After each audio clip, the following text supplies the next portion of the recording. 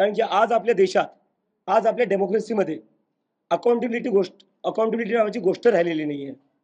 काय अर्थ आहे अशा डेमोक्रेसीचा जर जिथं एवढे लाखो करोडो लोक म्हणतायत की शिक्षण मंत्र्यांनी राजीनामा दिला पाहिजे, तरी ते मंत्री त्यांच्या खुर्चीवर चिटकून आहेत.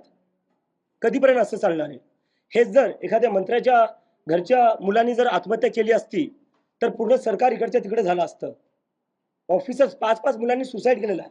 ऑफिसर्सला तुम्ही फक्त ट्रान्सफर केलेलं आहे, सस्पेंडही नाही केलेलं आहे. हेच जर तुमच्या घरच्या मुलांनी आत्महत्या केली असती, तुम्ही ऑफिसर्सला सस्पेंड केलं असतं, ट्रान्सफर नसतं केलं.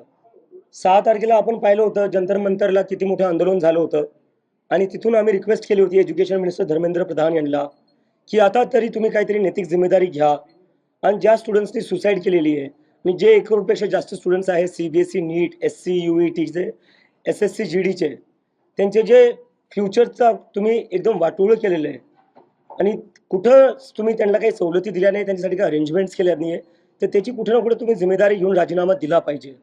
आम्ही हे 6 तारखेला त्यांना रिक्वेस्ट केली होती आणि आम्ही 13 तारखेपर्यंत अल्टिमेटम दिलं होतं. जर 13 तारखेपर्यंत ते राजीनामा देणार नसतील, तर आम्ही हे आंदोलन देशव्यापी घेऊन जाऊ असं बोललो होतो. आणि मागच्या 1 आठवड्यात मी पुण्यात आंदोलन केलं, मी लखनौत केलं, मी अमृतसरमध्ये केलं, मी जयपूरला केलं, आज मी नागपुरात आलेलो आहे. आणि याच्यानंतर या सगळ्या देशभरातून आता सगळे युवा, सगळे स्टुडंट्स येत्या 20 जूनला दिल्ली येथे येणार आहे आणि आम्ही पुन्हा आमचं एक शांतीपूर्ण आंदोलन करणार आहे आणि यावेळेस आम्ही राजीनामा घेतल्याशिवाय मागे जाणार नाही. तर आज नागपूरच्या आंदोलनानंतर मी सगळ्यांना आवाहन करतो, जेवढे या देशातील पेरेंट्स असतील, स्टुडंट्स असतील, युवक असतील, आपण सगळ्यांनी दिल्लीला 20 जूनला यायचं आहे आणि राजीनामा घेतल्याशिवाय जायचं नाहीये.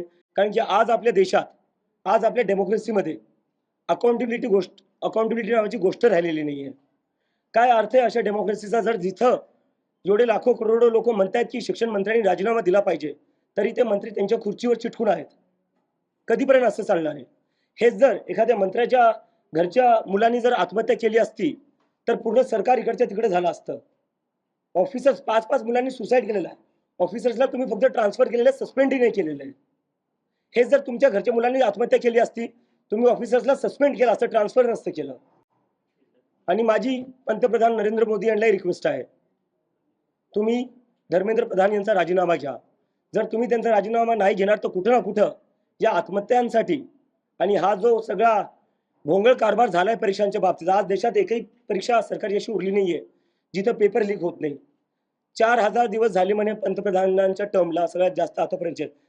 4000 दिवसात कोणते 4 पेपर मला सांगा जे लीक नाही झाले. तर मी जे प्राईम मिनिस्टर आहे, I request him to sack the education minister of India. If he doesn't, then he is also responsible for all the mismanagement in the examination and the suicide of all the students of NEET. Thank you.